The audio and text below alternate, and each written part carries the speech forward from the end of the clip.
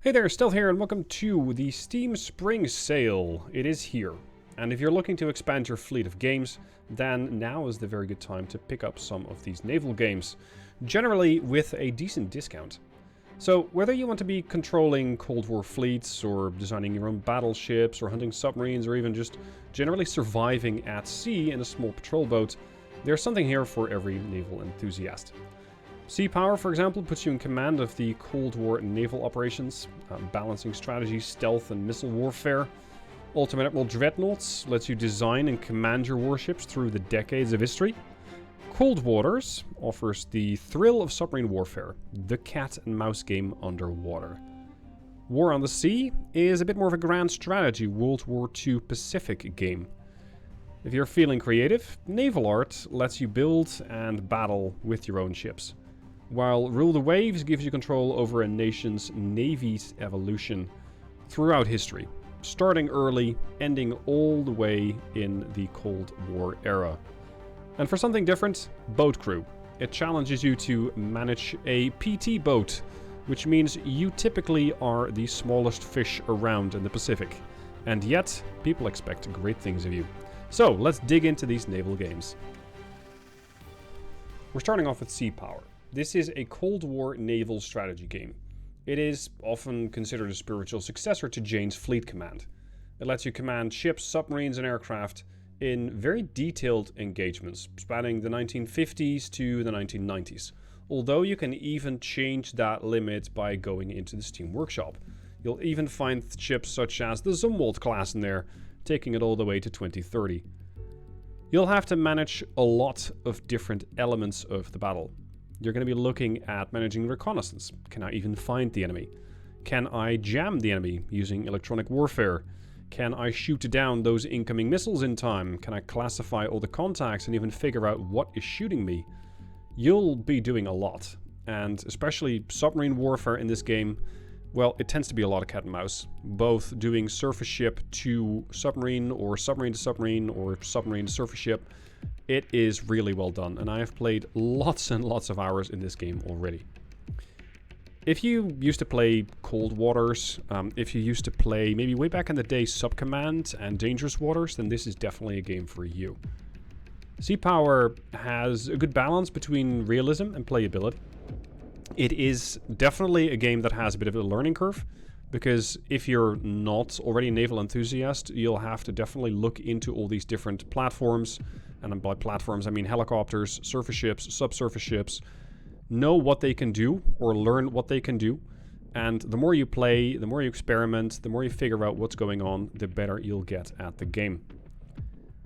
What Sea Power does very well, I'd say slightly better than potentially other games, is the combined arms naval warfare.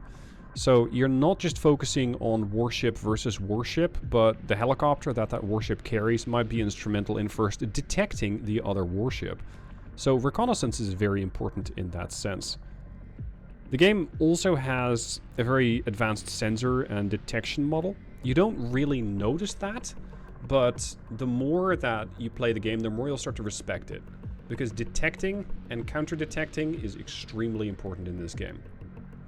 What I particularly like about Sea Power is how replayable it is, or how the community is constantly adding new scenarios to the Steam Workshop. There's tons and tons of new scenarios, there's tons of new ships there as well, there's tons of even mini campaigns that you can play, and I, for at least the next few months at least, will be playing this game and making videos on it. Not always successfully having encounters, but having fun nonetheless. So that is Sea Power for you. If you're interested in designing your own warships and then using those warships to fight, then Ultimate Admiral Dreadnoughts can be a game that you might like. It's a detailed naval strategy game. You get to design your own warships, and if you're playing a campaign, you get to then use them throughout that campaign, modernize them, and potentially lose them if you mismanage them. So if you've ever wanted to build your own battleship and tweak everything from armor to guns to engines, radars, radios, what type of shells they fire, this is the game for you. Something I particularly like about Ultimate Admiral Dreadnoughts is the way that the campaign is set up. You can start in 1890, or later, if that's what you prefer, and you can start to build out your entire fleet. So for example, you pick the USA, you decide what types of ships you want. This is going to determine what type of gameplay you're going to experience, what type of fleet-on-fleet encounters you might have. You can, for example, decide to go for a smaller fleet with lots of battleships, but you might find that you don't have enough small ships, so you are able to, well, apply a lot of power on one part of the map, but if one of those battleships gets damaged and has to be repaired for the next 18 months, good luck employing power on the other side where you might also have interests. Where, for example, a destroyer fleet or a cruiser fleet or a mix is going to give you some different options. Ultimate Admiral Dreadnoughts is a game that I have a lot of time in. There are also mods available to further extend playtime if you so desire. So yeah, Ultimate Admiral Dreadnoughts is definitely one of the naval games that I think naval enthusiasts should have played at least once. From 20-inch guns to 21-inch torpedoes, Cold Waters. This is a modern submarine combat sim as inspired by Red Storm Rising. You get control over a submarine. It doesn't have to be a US submarine, but most people tend to pick those. You're in control of that sub during the Cold War. The Cold War unfortunately has gone hot, and that means that you're going to have various duties in the Atlantic or even the South China Sea. You're going to be doing everything from dropping off SEAL teams to intercepting convoys to making sure other submarines cannot bother your shipping. It's always a game of cat and mouse. It's always a game of how do I avoid detection while making sure that the enemy gets eliminated. Using torpedoes, using missiles, using tomahawks, you have options. Now, unlike some hardcore sims like Dangerous Waters, Cold Waters is a bit of a blend of realism and accessibility. With the difficulty settings, you decide how difficult you want to make this game. And I think that makes it one of the more appropriate submarine experiences out there. And don't mistake it for being easy, because you have to manage sonar, you have to launch torpedoes, you have to evade depth charges or torpedoes launched against you, you have to hunt Soviet subs. You're gonna be very, very busy. What sets it apart as a game from the rest of the games is that it has a dynamic campaign, which means that everything you do is going to very much affect the campaign. It's going to affect the war, and that means you might lose the war if you mess up too many times. As the game says, it's easy to learn, but hard to master. And I think that it captures the thrill of submarine warfare without overwhelming you with a ton of complexity. So, if you like submarines, if you haven't played this game yet, pick up Cold Waters during the spring sale. Moving back in time, we're going to World War II. War on the Sea puts you in control of fleets in the Pacific theater. You'll command everything from destroyers to aircraft carriers while conducting amphibious operations, conducting convoy raids, fleet engagements. There are a lot of things you will have to pay attention to. From not strictly designing your ships, but designing your fleets, so it is different from Dreadnoughts in that sense. Making sure that those ships have all the appropriate tools for the job. For example, yes, you can send out a cruiser squadron, but you might find that it succumbs to a couple of submarines. So mix and match your fleet. If you're interested in realistic naval warfare, I'd say this game delivers a fairly decent World War II experience with much more of a focus on fleet tactics and resource management. Unlike strategy games where naval combat is automated, here you directly control your ships. And that means you make every torpedo run, and you make every shell volley count, because your ships can and will run out of ammunition. And this too comes into play with the resource management. What I like about this game is that it combines a bit of everything. You got surface combat, you got submarine warfare, you got carrier operations, you have, let's say, a bit more of grand strategy, like, okay, which port am I going to conquer next? How am I going to use the aircraft? How am I going to make sure that the aircraft are going to be capable of joining a fight? So do I need to pull my fleet back so that they're going to fall under aircraft cover? You have lots of questions, and essentially only you, as the player, will have the answers. So, if you're looking for a bit more of a grand strategy 4X game, without really having to design your own ships, such as you can in Dreadnoughts, then try out the War on the Sea game, linked down below. If you're feeling very creative and you want to build your own warships, but in an even more detailed manner than Ultimate Admiral Dreadnoughts gives the opportunity to do so, check out NavalArt. It's highly creative, and you get to design and test warships to your complete freedom. So, as the video that I'm currently showing you is going to build, it's a Triowa, or at least that's what I named it. It's a Trimaran Iowa. Yes, you can build silly things like that. The game features a World War II era gameplay, but it also includes much more modern stuff. Especially with the Steam Workshop, it allows you to get some really advanced warships out there. And those are definitely going to have missile fests with each other. You can have serious missile fests slugging it out in this game. So if you love building your own battleship, well, rather your own warship, then I'd say NavalArt offers a very fun sandbox, where you can just experiment with different hulls, weapons, and engines. And of course, well, armor comes into play. But the more armor you put on, the more difficult you're going to find to float your boat. Literally. You'll have to balance all these factors. Am I going to go for more firepower? Am I going to go for more armor? Am I going to go for more missiles? Am I going to go for more speed? Which means generally less armor. It's going to be up to you. Whether you build a very realistic battleship as they were in World War II or World War I, or a bit more of a, let's say, Cold War-esque option with all sorts of missiles. Now, it does not feature a campaign. It is not a traditional naval game in that sense. It's all about creativity, experimentation. It offers you a realistic, physics-based naval sandbox. So it lets you design everything from a functional dreadnought to a battleship with missile launchers to an aircraft carrier. And how you deploy those is up to you. So that's NavalArt for you. Definitely going to soak up a lot of time if you want to get your ship right. Good luck.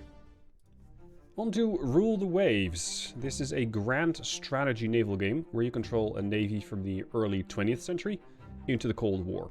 So it's a massive time span.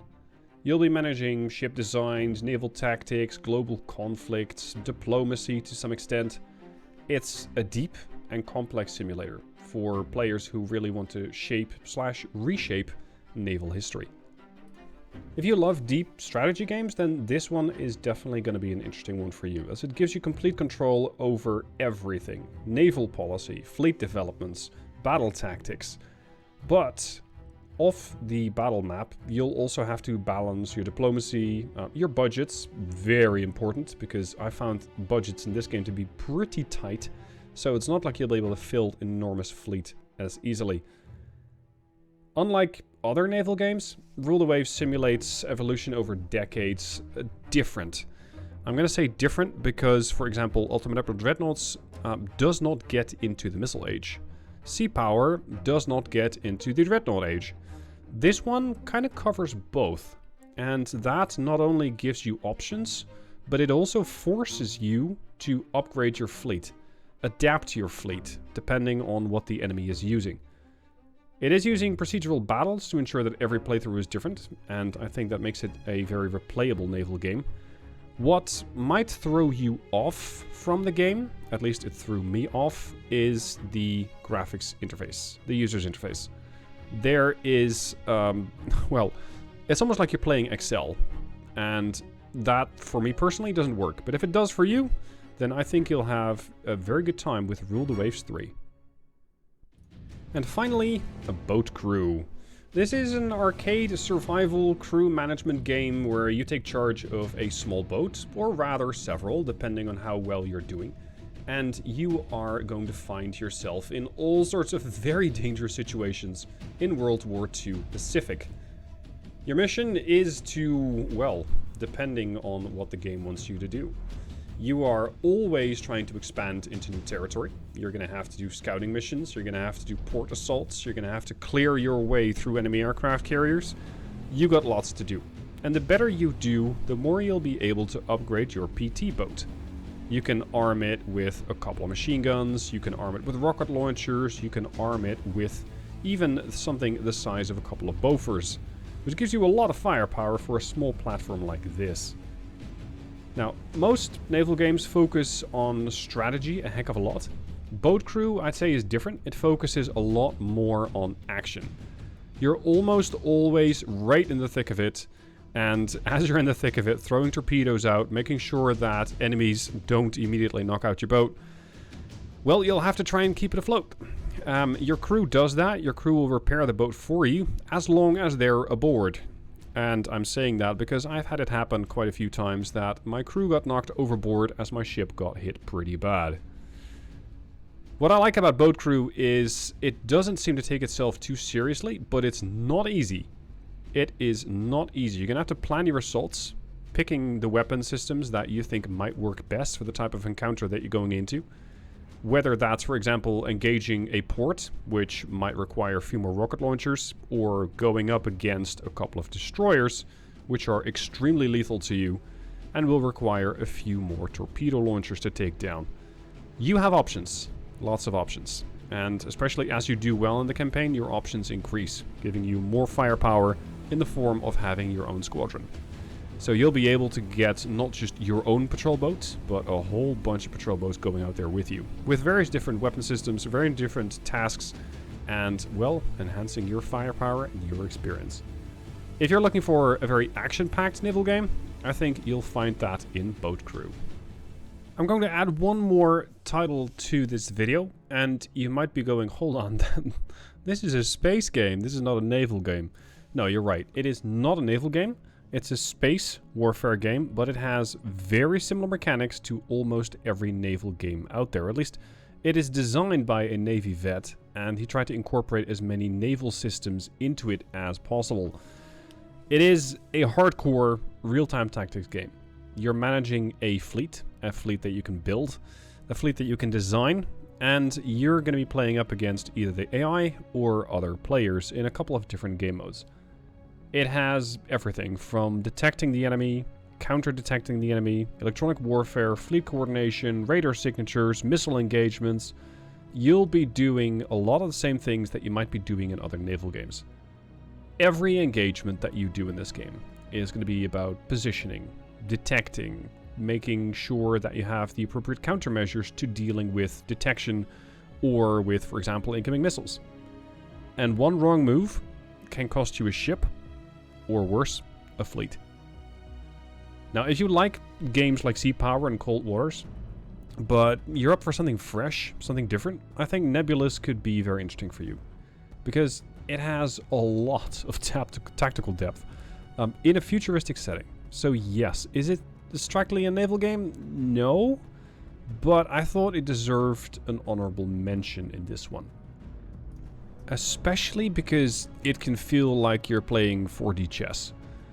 You can be commanding anything from, for example, one ship that does everything recon for you, to a heavy hitter or a missile range platform. You have tons and tons of options. And you'll need the same ingredients as most of the other naval games that I've showed you here. Strategy, some patience, and some precision. Now, be advised, this game has, as far as I'm concerned, an even steeper learning curve than Sea Power. So if you are one to get frustrated easily, this might not be the game for you. If, however, you're up for doing something fresh, something different, something that is definitely going to grab your attention, your full attention, then check out Nebulous Fleet Command. Now, please take note that I know this is not an exhaustive list. Of course, there are many other naval games out there. But I wanted to try and make sure this video is not going to turn into a 90-minute behemoth. So I decided to keep it to just these games that I personally really like and would recommend to other people. And now I'm going to turn it over to you. What games have I missed? What games should I have added to the video? Let me know down below in a comment. Let me know what other games people should pick up during the spring sale. Hope you enjoyed. Good luck on the high seas or the space area, depending on whatever game you're playing. Good luck out there, and I'll see you on the high seas.